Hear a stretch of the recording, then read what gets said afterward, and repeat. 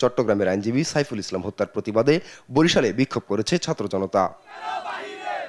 বৃহস্পতিবার সকালে আদালত প্রাঙ্গণ থেকে বিক্ষোভ মিছিল বের হয়ে ফজলুল হক অ্যাভিনিউ ও কাকলির মোড় ঘুরে আদালতের মূল ফটকের সামনে সমাবেশে মিলিত হয়।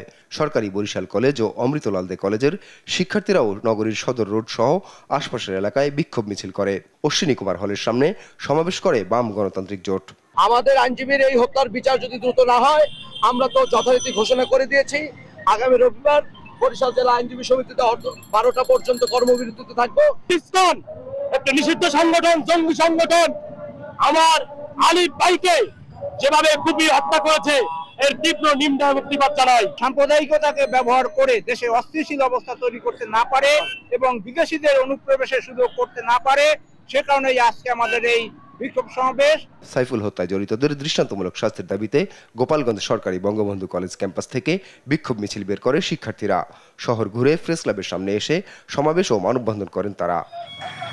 এদিন সকালে শরীয়তপুর জেলার উত্তর বাজার জামে মসজিদ থেকে বিক্ষোভ মিছিল বের করে শরীয়তপুর ওলামা পরিষদ। তারা সাইফুল ইসলাম আলিপের হত্যাকারীদের ফাঁসি ও ইসকনকে নিষিদ্ধের দাবি জানায়। আদালত প্রাঙ্গণে বিক্ষোভ ও মানববন্ধন করে রাঙ্গামাটি জেলা আইনজীবী সমিতির সদস্যরা। বক্তব্য রাখেন সমিতির সভাপতি অ্যাডভোকেট রফিকুল ইসলাম, সাধারণ সম্পাদক রাজীব চাকমা সহ আরও অনেক আইনজীবী। এদিকে ব্রাহ্মণবাড়িয়ায় ইসকন নিষিদ্ধের দাবিতে বিক্ষোভ করেন হেফাজত ইসলামের নেতাকর্মীরা। আপন অপু, নিউজ ডেস্ক, দেশ টিভি।